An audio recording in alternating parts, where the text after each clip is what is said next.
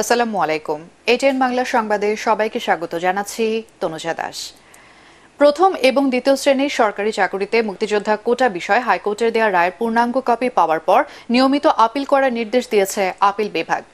প্রধান বিচারপতি ওবায়দুল হাসানের নেতৃত্বে আপিল বেঞ্চ চেম্বার আদালতের রায় বহাল রেখে এই আদেশ দেন। এর ফলে আপাতত মুক্তিযোদ্ধা কোটা বহাল রইল। এ সময় রাজপথে আন্দোলন করে সুপ্রিম কোর্টের রায় পরিবর্তন করা যায় কিনা সেটিও জানতে চান প্রধান বিচারপতি। প্রথম এবং দ্বিতীয় শ্রেণীর সরকারি চাকরি নিয়োগে মুক্তিযোদ্ধা কোটা বাতিলের সিদ্ধান্তের অবৈধ ঘোষণা করে গত 5 জুন রায় দেয় হাইকোর্ট। এই রায়ের ফলে সরকারি চাকরিতে মুক্তিযোদ্ধা কোটা ফিরে আসে। পরে হাইকোর্টের রায় স্থগিত চেয়ে আপিল বিভাগের চেম্বার আদালতে আবেদন করে রাষ্ট্রপক্ষ, কিন্তু গত 9 জুন প্রাথমিক শুনানির পর রায় স্থগিত না করে আবেদনটি আপিল বিভাগে নিয়মিত বেঞ্চে পাঠান চেম্বার বিচারপতি। 2018 সালে কোটা পদ্ধতি বাতিল করার আগ পর্যন্ত সরকারি চাকরিতে নিয়োগে 56% পদ বিভিন্ন কোটার জন্য সংরক্ষণ করা হতো। এর মধ্যে মুক্তিযোদ্ধার সন্তানদের জন্য ছিল 30%, নারী 10%, জেলা 10%, ক্ষুদ্র নৃগোষ্ঠী 5% এবং প্রতিবন্ধীদের জন্য 1% কোটা। এদিকে সরকারি চাকরিতে কোটা প্রত্যাহারের দাবিতে ক্যাম্পাসে বিক্ষোভ করছেন ঢাকা বিশ্ববিদ্যালয়ের শিক্ষার্থীরা। শাহবাগ মোড়েও অবস্থান নিয়েছেন তারা। এর ফলে ওই এলাকায় যান চলাচল বন্ধ রয়েছে।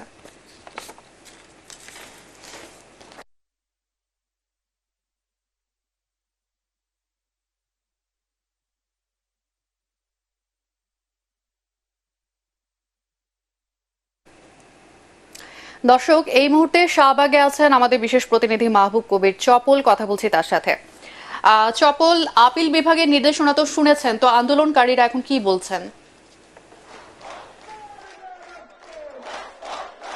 তনুজা, হাইকোর্টের যে রায়টি সেটি যখন সুপ্রিম কোর্ট বহাল রেখেছে, এরপরেই কিন্তু ঢাকা বিশ্ববিদ্যালয়ের শিক্ষার্থীরা আন্দোলনে নেমেছেন। ক্যাম্পাসে তারা অবস্থান করবার পর বিভিন্ন জায়গায় ঘুরে এসে বর্তমানে তারা শাহবাগে অবস্থান করছেন। এই মুহূর্তে কিন্তু বৃষ্টি হচ্ছে, তারপরেও শিক্ষার্থীরা এখান থেকে উঠছেন না বা ওঠেননি, তারা ভেজে এখানে আন্দোলন করছেন। তারা যেটি বলছেন যে আজকে যে আন্দোলনটি সেটি নতুন নয়, সেটি আগেও তারা আন্দোলন করেছেন। সেই আন্দোলনের কারণেই কিন্তু 2018 সালে প্রথম এবং দ্বিতীয় শ্রেণীর চাকরিতে কোটা পদ্ধতি বাতিল করে একটা পরিপত্র জারি করা হয় এবং তখন কিন্তু শিক্ষার্থীদের যে সর্বস্তরের আন্দোলন ছিল সেটি স্থগিত করা হয়েছিল।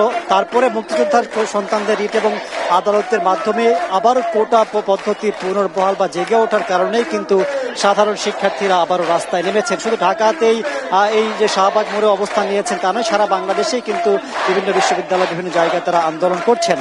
সাধারণ শিক্ষার্থীরা যেটি বলছেন যে যারা মুক্তিযুদ্ধ করেছেন বাংলাদেশের জন্য, তাদের প্রতি অবশ্যই সম্মান দেখাতে হবে এবং সেই সম্মানের অংশ হিসেবে কিন্তু প্রথম দ্বিতীয় শ্রেণী ছাড়া অন্য যে চাকরিগুলো আছে সেগুলো কিন্তু কোটা আছে, সেইভাবেই যাতে কোটা পদ্ধতি থাকে। নতুন করে সেই কোটা পদ্ধতি আবার 30% দিলে অনেক শিক্ষার্থী মেধাবী হওয়ার পরেও বঞ্চিত হবেন বলে তারা আশঙ্কা করছেন। এবং তারা যেটি বলছেন যে সরকার প্রধান বা আওয়ামী লীগ সরকার নির্বাচনে জয়ী হবার আগে যে স্মার্ট বাংলাদেশ গড়বার জন্য একটা অঙ্গীকার করেছিল, সেই স্মার্ট বাংলাদেশ গড়ার জন্য আসলে যারা মেধাবী, যারা প্রকৃত মেধাবী, তাদেরকে নিয়েই এগোতে হবে।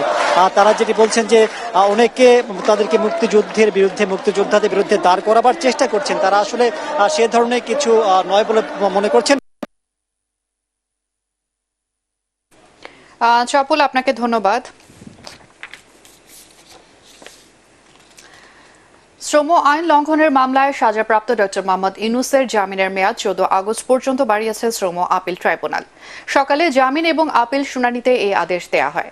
ডক্টর ইউনূসের আইনজীবী ব্যারিস্টার আব্দুল্লাহ আল মামুন জানান, হাইকোর্টের রায়ের সার্টিফাইড কপি তারা তুলতে পারেনি। এ সময় বৃদ্ধির আবেদন জানান স্থায়ী জামিনও চাওয়া হয়, তবে স্থায়ী জামিনের বিষয়ে বাদী পক্ষের আপত্তি জানায়। বাদী পক্ষের আইনজীবী খুরশিদ আলম জানান, আসামি পক্ষের আবেদনের প্রেক্ষিতে 14 আগস্ট পর্যন্ত মুলতবি করা হয়েছে। পরবর্তী তারিখে যদি আপিল বিভাগ থেকে কোনো রায় আনতে না পারে তবে আপিল শুনানি হবে। এ সময় প্রধানমন্ত্রীর সঙ্গে আলাপের বিষয়ে ডক্টর ইউনূস বলেন, এটা বিতর্কের বিষয় নয়, আইন আদালতের বিষয়। জামালপুর, সিলেট সহ দেশের বিভিন্ন জেলার বন্যা পরিস্থিতির আরও অবনতি হয়েছে। ভারী বর্ষণ এবং উজানের পাহাড়ি ঢলে প্রায় সব নদ নদীর পানি বৃদ্ধি অব্যাহত রয়েছে। 24 ঘন্টায় যমুনা নদীর পানি বাহাদুরাবাদ ঘাট পয়েন্টে 61 সেন্টিমিটার বৃদ্ধি পেয়ে বিপদসীমার 55 সেন্টিমিটার উপর দিয়ে প্রবাহিত হচ্ছে। এতে জেলার ইসলামপুর, দেওয়ানগঞ্জ এবং মাদারগঞ্জ সহ উপজেলার 10টি ইউনিয়নের নিম্নাঞ্চল প্লাবিত হয়েছে। পানির তোড়ে দেওয়ানগঞ্জের কাঠার বিল বাজারে নির্মাণাধীন ব্রিজের সড়ক ভেঙে কুড়িগ্রামের রৌমারী এবং রাজীপুর উপজেলার সাথে দেওয়ানগঞ্জের সড়ক যোগাযোগ বিচ্ছিন্ন রয়েছে। আন্তর্জাতিক, যতই চাপ থাকুক নির্বাচন থেকে সরে দাঁড়ানোর কোনো সম্ভাবনা নেই বলে জানিয়েছেন যুক্তরাষ্ট্রের প্রেসিডেন্ট জো বাইডেন। বার্তা সংস্থা রয়টার্স জানিয়েছে, বাইডেন স্থানীয় সময় বুধবার তার প্রচারণা কর্মীদের সাথে ফোনে কথা বলেন। এরপর ডেমোক্রেটিক আইন প্রণেতা এবং গভর্নরদের সাথেও বৈঠক করেন তিনি। এ সময় আসন্ন প্রেসিডেন্ট নির্বাচনের লড়াইয়ে থাকার কথা জানান তিনি। গত সপ্তাহে সাবেক মার্কিন প্রেসিডেন্ট ডোনাল্ড ট্রাম্পের সাথে তার দুর্বল বিতর্কের জন্য ব্যাপক সমালোচনার মুখে পড়েন। নির্বাচনী দৌড় থেকে সরে যেতে তার উপর চাপ বেড়েই চলেছে। চলতি বছরের নভেম্বরে যুক্তরাষ্ট্রের প্রেসিডেন্ট নির্বাচন অনুষ্ঠিত হবে। এবারে নির্বাচনের তার প্রধান প্রতিদ্বন্দ্বী সাবেক মার্কিন প্রেসিডেন্ট ডোনাল্ড ট্রাম্প। খেলার খবর, এলিস মার্টিন্সকে 2-0 সেটে হারিয়ে ওয়েম্বলডনের তৃতীয় রাউন্ডে উঠেছেন ব্রিটিশ তারকা এমা রাদুকানে। ইনজুরির কারণে খেলার বাইরে থাকা খেলোয়াড়কে এবার ওয়াইল্ড কার্ডে অংশ নেওয়ার সুযোগ দেয় টুর্নামেন্ট কমিটি। কোর্টে সেই পুরনো ছন্দের ঝলক দেখান সাবেক ব্রিটিশ নাম্বার 1 তারকা। বেলজিয়ামের মার্টিন্সকে প্রথম সেট হারান 6-1 গেমে। এরপর দ্বিতীয় সেট জেতেন 6-2 গেমে। তাতে 2021-এ ইউএস ওপেন জেতার পর এই প্রথম কোনো গ্র্যান্ড স্ল্যামের তৃতীয় রাউন্ডে জায়গা করে নিলেন এমা রাদুকানে। আর এই ছিল এখনকার সংবাদ। আমাদের এটিএন বাংলা সংবাদ ইউটিউবে দেখতে ব্রাউজ করুন youtube/ATN Bangla News। আমাদের সাথে থাকার জন্য ধন্যবাদ।